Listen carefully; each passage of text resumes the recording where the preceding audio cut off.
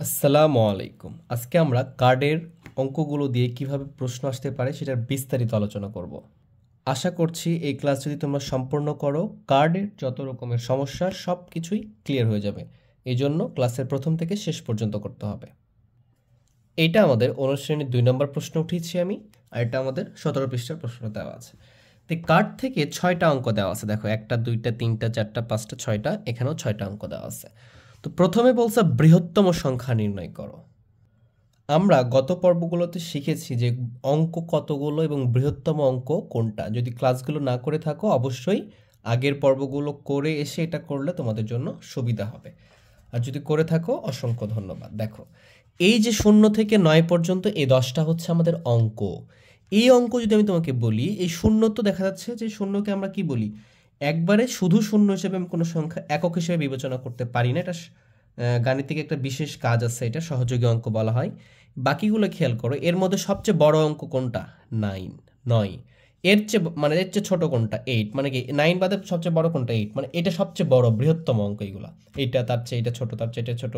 সবচেয়ে ছোট কোনটা? 0 এবং 1 2 এগুলো হচ্ছে সবচেয়ে ছোট। তাহলে আমাদের এখানে যে অঙ্কগুলো আছে, যদি বলে বৃহত্তম সংখ্যা, তাহলে আমরা সবচেয়ে বড় অঙ্কগুলো সবার আগে বসিয়ে দিব, তাহলে বৃহত্তম সংখ্যা নির্ণয় হয়ে যাবে। জাস্ট বড় অঙ্কগুলো কি করবো, আমরা আগে বসিয়ে দিব। এখানে যদি দেখি সবচেয়ে বড় অঙ্ক কোনটা, এই যে 9টা কি সবচেয়ে বড় দেখতে পাচ্ছি আমি এখান থেকে, তাহলে আমি এখানে আগে 9 লিখব। 9 যখন লিখবো তখন 9টা বাদ হয়ে গেছে। এখন দেখব বাকি অঙ্কগুলোর মধ্যে সবচেয়ে বড় কোনটা। দেখো বাকিগুলোর মধ্যে 9 ছাড়া 7 সবচেয়ে বড়, তাহলে আমি এখানে 7 লিখব। এরপর 9 আর 7 লিখছো, এটাও বাদ দিয়ে দিব। এরপরে দেখো এই বাকি 4টা অঙ্কের মধ্যে সবচেয়ে বড় কোনটা, দেখতেছি 4 বড়, তাহলে আমি 4 লিখবো। তার চেয়ে যদি এটাও বাদ দিয়ে দিব, তাহলে এই 3টার মধ্যে দেখবো সবচেয়ে বড় কোনটা, 3, তারপরে 1, তারপরে 0। এইভাবে আমরা এইগুলো নির্ণয় করতে পারবো। পরেরটা যদি দেখি আমি, যে ক্ষুদ্রতম সংখ্যা, তাহলে আমাকে কি খেয়াল করতে হবে? ক্ষুদ্রতম মানে ছোট, তাহলে এই অঙ্কগুলোর মধ্যে সবচেয়ে ছোটটা আগে লিখে আস্তে আস্তে বড়র দিকে যাব। বৃহত্তম বললে কি বড় থেকে আস্তে আস্তে ছোটর দিকে গেছিলাম, ঠিক আছে? এইভাবে নির্ণয় করতে হয়। তাহলে এখানে যদি খেয়াল করো সবচেয়ে ছোট কোনটা? 0। কিন্তু তুমি যদি 0 আগে লিখো, 0 কোনো ভ্যালু ক্রিয়েট করে না। এই জন্য আমরা সবচেয়ে ছোট 0 ছাড়া দেখবো সবচেয়ে ছোট কোনটা। 0 ছাড়া সবচেয়ে ছোট কোনটা? 1। এই 1-এর পরে যদি অন্য যেটাই থাকতো, 2 থাকতো, যদি 1 না থাকে তাহলে ওটা লিখতাম, তারপরেই 0 বসিয়ে দেবো যখন ক্ষুদ্রতম বলবে, ঠিক আছে? সবচেয়ে ছোট কিন্তু 0ই, কিন্তু 0 সামনে বসলে ভ্যালু ক্রিয়েট করে না, কোনো এটার দাম থাকে না। বামে 0-র কোনো, আমরা জানি এটার কোনো মূল্য নাই। এই জন্য আমরা সবচেয়ে ছোটটা লিখে 0 লিখবো। তাহলে দেখো 2টা আমরা ছোট পেয়ে গেছি। এখন বাকি 4টা যে অঙ্ক আছে না, এই বাকি 4টা অঙ্কের মধ্যে সবচেয়ে ছোট কোনটা? দেখতে পাচ্ছি 3 সবচেয়ে ছোট। 3 হচ্ছে 4 7 এগুলো বড়, তাহলে আমরা 3 লিখবো। তারপরে দেখো কোনটা ছোট, এই 3টা বাদ 4, মানে বাকি 3টার মধ্যে ছোট। হ্যাঁ, এটার যেহেতু বড় হবে, কিন্তু বাকি 3টার মধ্যে ছোট, আমি এটা বুঝাচ্ছি। হ্যাঁ, তারপরে দেখতেছি 7, তারপরে দেখতেছি 9।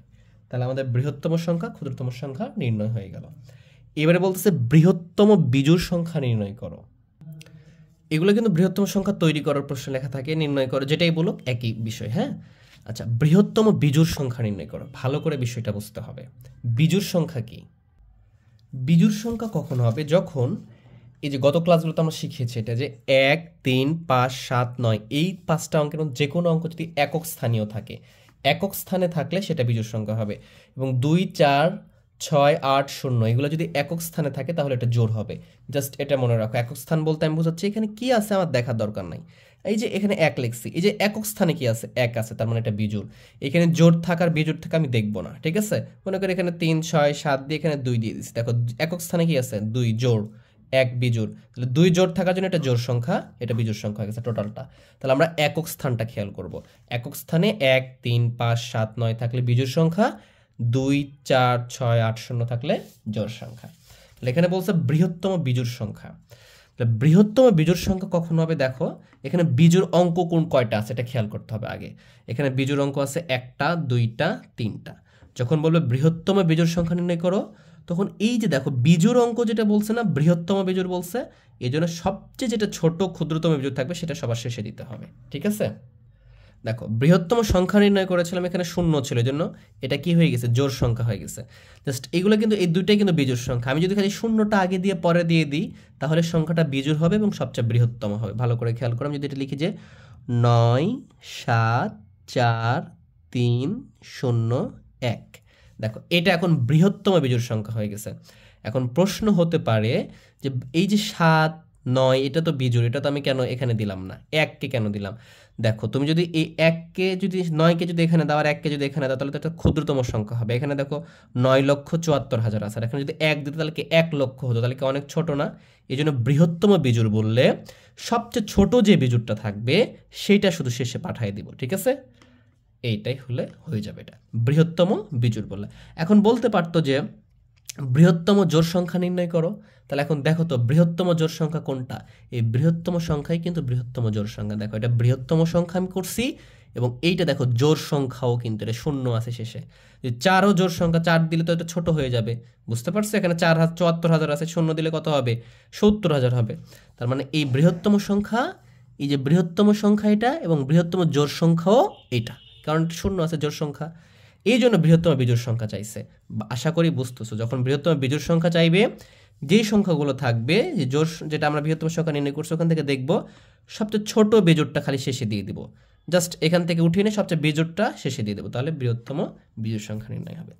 এখন বলছে ক্ষুদ্রতম জোড় সংখ্যা নির্ণয় করো। দেখো আমরা ক্ষুদ্রতম সংখ্যা নির্ণয় করছি, কিন্তু এটা কি সংখ্যা দেখো তো? ক্ষুদ্রতম যে শেষে কি আছে? 9 আছে না? এটা তো ধরো ক্ষুদ্রতম সংখ্যা, কিন্তু যদি বলি যে এটা জোড় না বেজোড় তাহলে কি বলবা? দেখো 9 আছে মানে এটা বিজোড়। এই জন্য বলছে ক্ষুদ্রতম জোড় সংখ্যা নির্ণয় করো। তাহলে খেয়াল করো, দেখো 7 আর 9 দুটাই বেজোড়, জাস্ট আমি এখান থেকে সবচেয়ে বড় যেটা জোড় সংখ্যা থাকবে সেটা খালি পার করে দেবো। দেখো এখানে একটাই জোড় সংখ্যা আছে, দেখো এখানে 0 আর 4 এই দুইটাই কি আছে? জোড় সংখ্যা আছে। তাহলে যেহেতু ক্ষুদ্রতম বলছে এই জন্য বড়টা আমরা খালি পার করে দেবো। দেখো কি লিখবো? এটাই লিখবো। দেখো 1, 0, 3, এই যে 4 আছে না, 4টা এখানে না লিখে 7, 9 লিখে এখানে 4 দিয়ে দেবো, তাহলে এটা ক্ষুদ্রতম জোড় সংখ্যা হয়ে গেল। একটু ভালো করে বুঝলেই তোমরা বিষয়টা পারবে। এখন প্রশ্ন করতে পারো যে স্যার শূন্যটা কেন আপনি এখানে দিলেন না? তাও তো জোড় সংখ্যা হতো। কিন্তু দেখো এখানে কত হয়েছে? 1,03,000 হয়েছে। যদি শূন্যটা এখানে দিয়ে আমি যদি 4টা এখানে রেখে দিতাম শূন্যটাকে, তখন কি হয়ে যেত? এটা 1,04,000 হতো। তখন এটা কিন্তু সবচেয়ে ক্ষুদ্রতম হতো না। 3,000 কি ছোট না সবচেয়ে? এই জন্য আমরা যখন ক্ষুদ্রতম বলবে তখন বড়টা শেষে দিব, আর বৃহত্তম বললে ছোটটা শেষে দিব। এইভাবে আমাদের হয়ে গেল। যদি বলতো ক্ষুদ্রতম বিজোড় সংখ্যা নির্ণয় করো, এই যে ক্ষুদ্রতম সংখ্যাটাই ক্ষুদ্রতম বিজোড় সংখ্যা। আশা করি তোমরা বিষয়টা বুঝতে পারছো। আর যদি যে অনুশীলনীটা যদি করতে চাই, এটা তোমরা আরো সহজে পারবো। বৃহত্তম সংখ্যা নির্ণয় করো, জাস্ট আগের পলিসি অ্যাপ্লাই করবো। সবচেয়ে বড় কোনটা সেটা নিব আগে। দেখো একটু এই অঙ্কগুলোর মধ্যে সবচেয়ে বড় 9 লিখে ফেললাম। যখন 9 লিখছো তখন 9 বাদ। এর মধ্যে সবচেয়ে বাকিগুলোর মধ্যে সবচেয়ে বড় কোনটা? মানে 9 এর চেয়ে ছোট কিন্তু বাকিগুলোর মধ্যে বড় কোনটা? দেখতেছো যে 8, তাহলে 8 লিখবো। তাহলে 8 আর 9 বাদ, তারপরে বড় কোনটা? 6। বুঝতে পারছো? আমি বড় বলতে বোঝাচ্ছি যে এই দুটো বাদ দিছি, মানে এই বাকিগুলোর মধ্যে বড় কোনটা এটা বোঝাচ্ছি। হ্যাঁ, এইগুলো কিন্তু 6 তো ছোট আমরা দেখতে পাচ্ছি। তারপরে কি 4, 2, তারপরে 0। এই যে বৃহত্তম সংখ্যা আমার হয়ে গেল। ক্ষুদ্রতম সংখ্যা কি?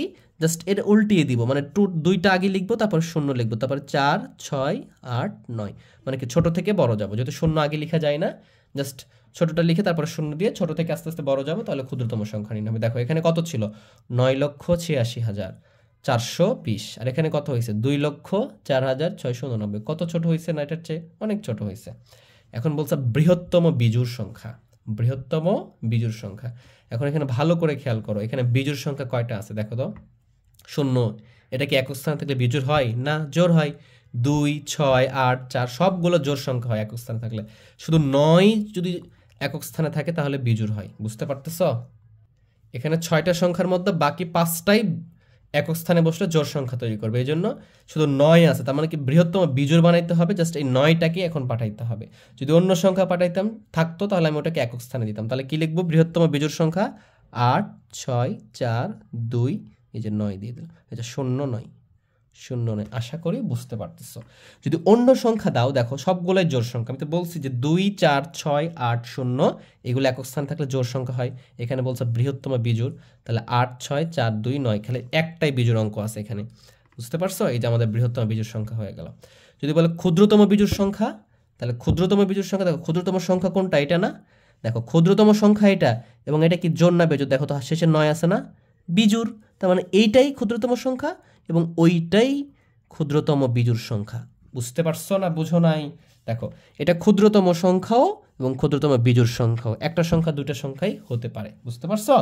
দেখো তুমি এটাকে বিজোড় সংখ্যা কিভাবে বানাবে বলো তো? 9 তো এখানে রাখতে হবে, বিজোড় বলছে যেহেতু এখানেও, তাহলে 9 যদি রেখে দিই, বাকি তো অন্য কোনো সংখ্যা নাই। আর যে বলছে ক্ষুদ্রতম মানে কি ছোট থেকে শুরু করতে হবে, তাহলে এটা হবে ক্ষুদ্রতম বিজোড় সংখ্যা। এখানে যদি বলতো বৃহত্তম জোড় সংখ্যা, তাহলে বৃহত্তম জোড় সংখ্যা এটাই হতো, এটা বৃহত্তম জোড় সংখ্যা হতো। যদি বলতো ক্ষুদ্রতম জোড় সংখ্যা, তাহলে ক্ষুদ্রতম জোড় সংখ্যা বলতে পারতো। প্রশ্ন একটা হতে পারে যে ক্ষুদ্রতম জোড় সংখ্যা, তাহলে কি হতো ক্ষুদ্রতম জোড় সংখ্যা। বৃহত্তম বেজোড় সংখ্যা পাইছি, কিন্তু বৃহত্তম জোড় সংখ্যা বললে এটাই হবে, বুঝতে পারছো? বৃহত্তম সংখ্যা এটা, বৃহত্তম জোড় সংখ্যাও এটা। যদি বলতো ক্ষুদ্রতম বিজোড় পাইলাম, ক্ষুদ্রতম জোড় বলতো, তাহলে এইখানে খেয়াল করে যে 0 2 0 4 6 4 6 আছে না, ক্ষুদ্রতম জোড় সংখ্যা বলছে, জাস্ট 9টাকে আগে নিয়ে এসে 8টা পরে দেবো, তাহলে জোড় সংখ্যা হয়ে গেল। তাহলে এইভাবে আমরা সকল সংখ্যা নির্ণয় করতে পারবো। আচ্ছা, এছাড়াও কার্ড থেকে এরকম প্রশ্ন হতে পারে যে বলছে যে এ কার্ড থেকে বলছে যে এক অঙ্কের ক্ষুদ্রতম সংখ্যা নির্ণয় করো। তাহলে দেখো তো এখানে এক অঙ্কের মানে একটা অঙ্ক নিব এবং এটার ক্ষুদ্রতম সংখ্যা কোনটা হবে? তাহলে কি 0 নিব না 1 নিব? অবশ্যই 1 নিতে হবে। এক অঙ্কের ক্ষুদ্রতম সংখ্যা বললে এখান থেকে 1 হবে শুধু। এবং যদি বল যে এক অঙ্কের বৃহত্তম সংখ্যা কত, তাহলে 9 হবে শুধুমাত্র। একটা অঙ্ক বলছে এক অঙ্কের বৃহত্তম কোনটা হবে? 9। আর এক অঙ্কের ক্ষুদ্রতম হবে কত? 1। বুঝতে পারছো? কারণ 0 নিতে পারবো না, কারণ 0-র কোনো ভ্যালু ক্রিয়েট করে না, ঠিক আছে? যদি বলে এখান থেকে 2 অঙ্কের, এটা কি কত ছিল? যে এক অঙ্কের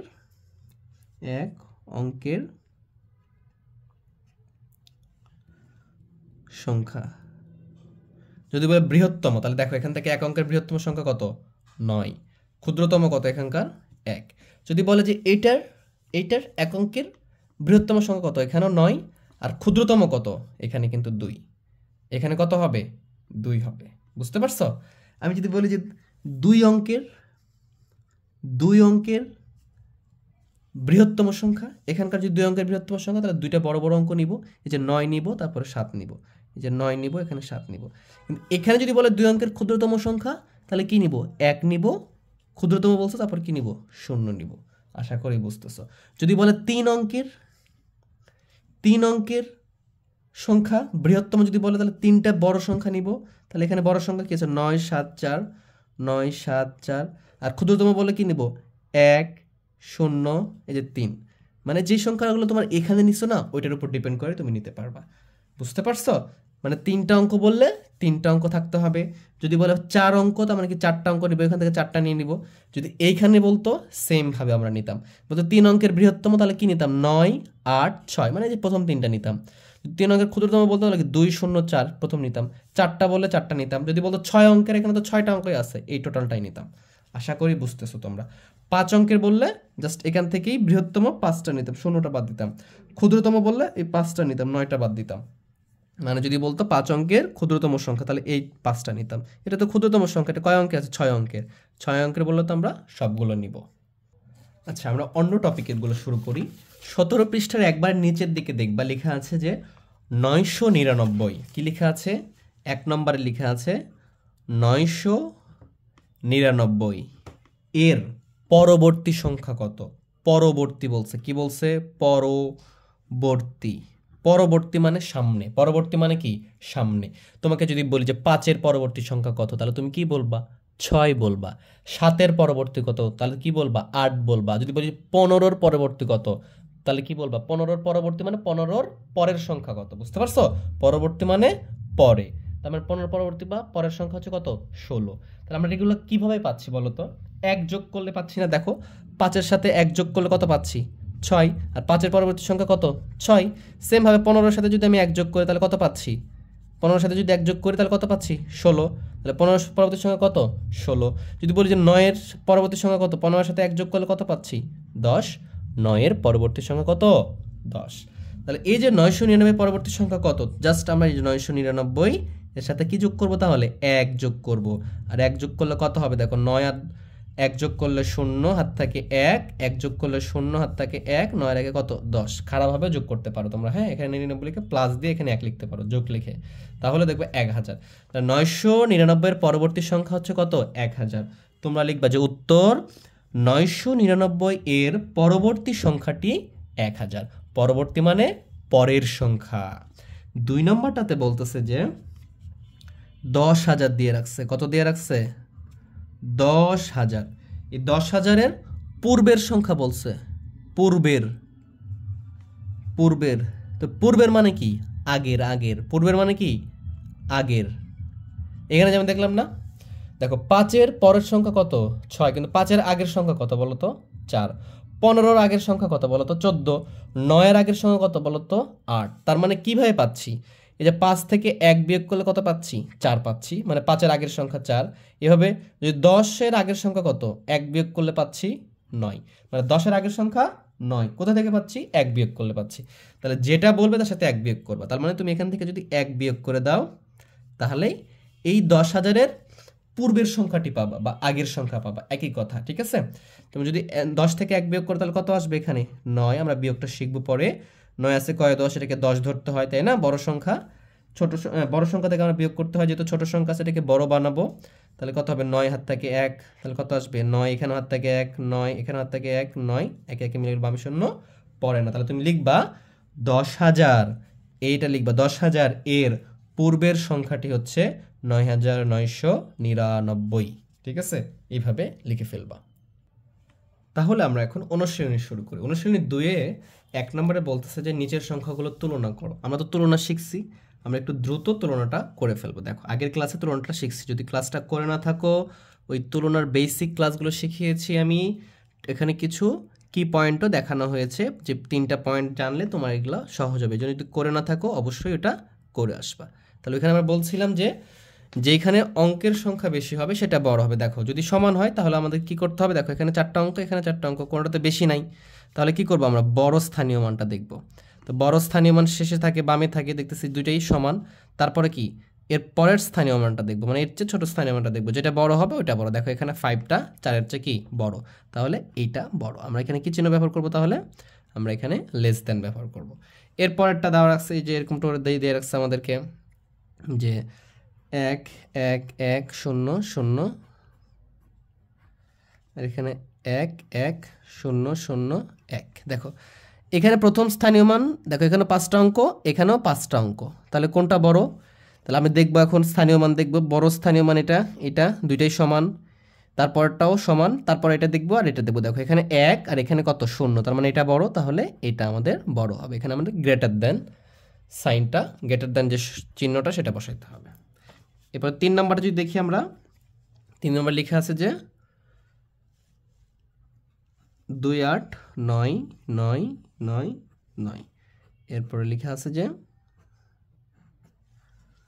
2 9 0 0 0 1। দেখো এখানেও 6টা অঙ্ক আছে, এখানেও 6টা অঙ্ক আছে, তাহলে কি দেখবো এখন বড় স্থানীয় মান দেখবো। এখানে 2, এখানে 2 মিলে গেছে। পরেরটা দেখবো, এখানে কত 8, এখানে কত 9, এটা বড়।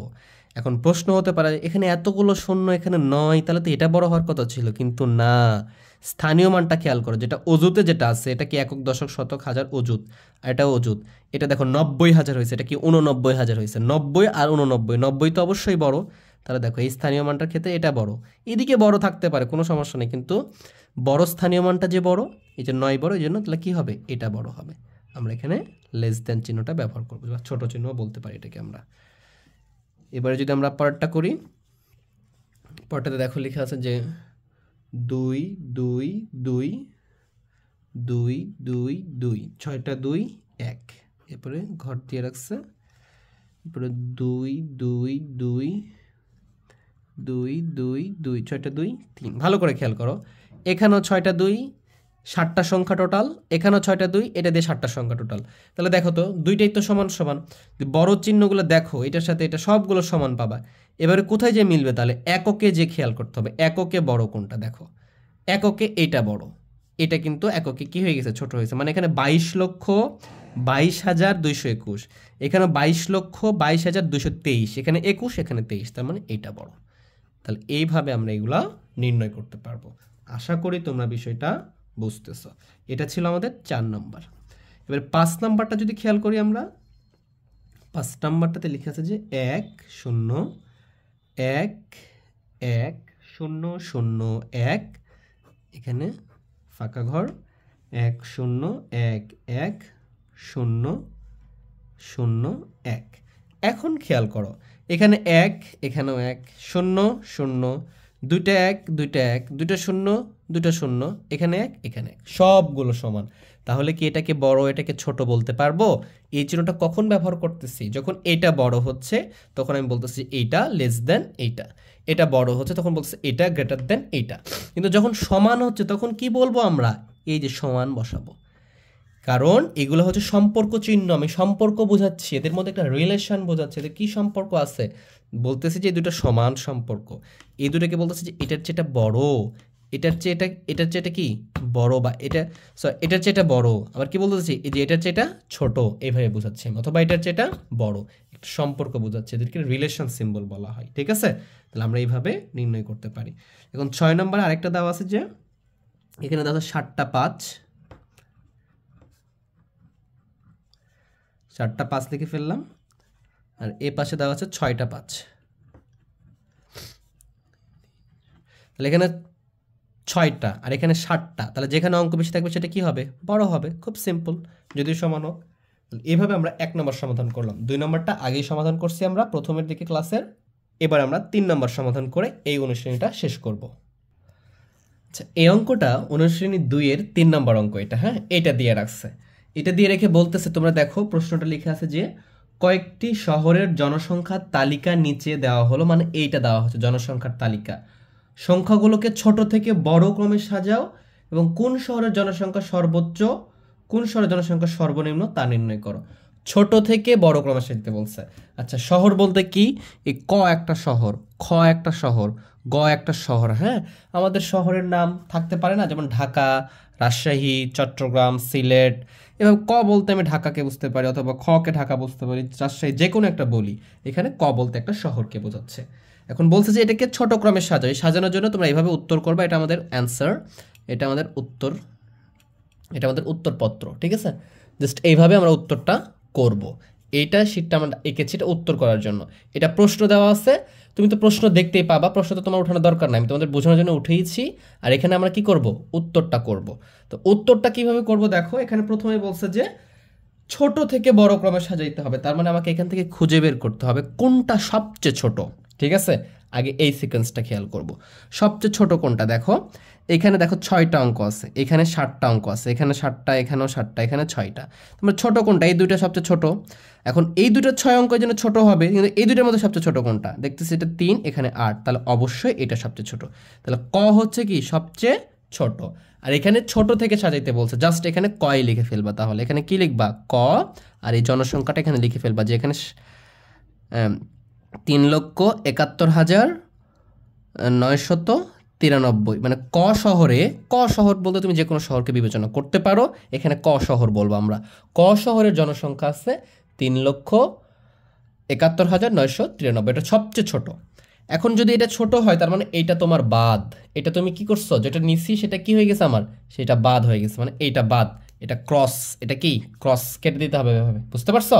এটা যদি বাদ হয়, এই 4টা বাকি থাকলো, কারণ এটা আমি নিয়ে নিচ্ছি এই জন্য বাদ দিচ্ছি, মনে মনে বাদ দিয়ে দিব।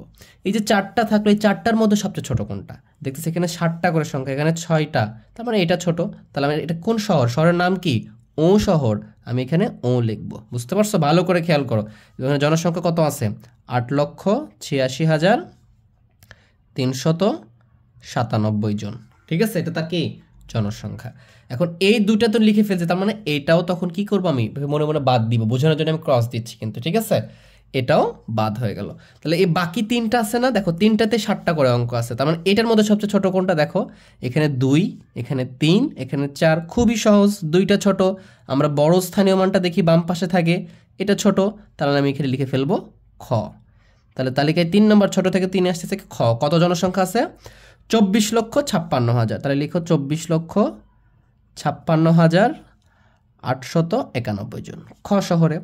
এবার যদি খেয়াল করি যে এই দুটো থাকলো, 3টা তো বাদ হয়ে গেছে, এই দুটোর মধ্যে কি 3 ছোট, এটা বড়, তাহলে আমরা এখানে লিখব গ শহর, এবং এখানে হচ্ছে 37,04,231। তাহলে এটা কি হচ্ছে? সবচেয়ে বড় হচ্ছে, এখানে আমি লিখব গ শহর। তাহলে এখানে লিখব 45,89,476। এই তো আমাকে বলছিল যে ছোট থেকে বড় ক্রমানুসারে সাজাও, তাহলে এটা বলতে লিখে ফেললাম আমরা। পরীক্ষায় এটাও বলতে পারে যে বড় থেকে ছোট ক্রমানুসারে সাজাও, তাহলে তুমি বড়টা আগে লিখতে, মানে এটা সবার আগে আসতো, এটা সবার নিচে আসতো, এরকমটা। এরপরে বলছে যে কোন শহরের জনসংখ্যা সর্বোচ্চ, কোন শহরের জনসংখ্যা সর্বনিম্ন। তাহলে আমি এখানে লিখতে পারি যে ক শহরের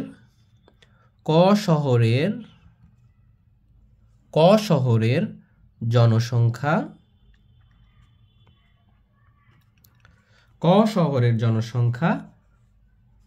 সর্বনিম্ন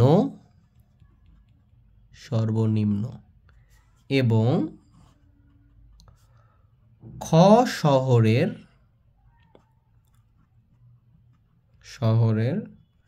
জনসংখ্যা গ কি পেয়েছি আমি, গ সর্বোচ্চ। ছোট থেকে বড়র দিকে আসছে, ছোট থেকে বড়র দিকে আসছে, তাহলে গ কি সবার শেষে। আর দেখতেই পাচ্ছি এখানে 45 লক্ষ আছে, এখানে 37 লক্ষ, 24 লক্ষ, এখানে 8 লক্ষ, এখানে 3 লক্ষ, অবশ্যই এটা বড়। তাহলে গ শহরের জনসংখ্যা সর্বোচ্চ।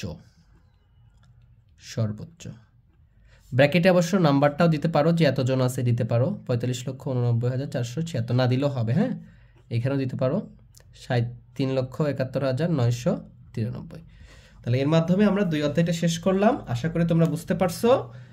পরবর্তীতে আমরা যোগ বিয়োগ শুরু করব, সেই আমন্ত্রণ জানিয়ে আজকের মতো ক্লাস এখানে শেষ করলাম। সবাই ভালো থেকো, সুস্থ থেকো, আল্লাহ হাফেজ।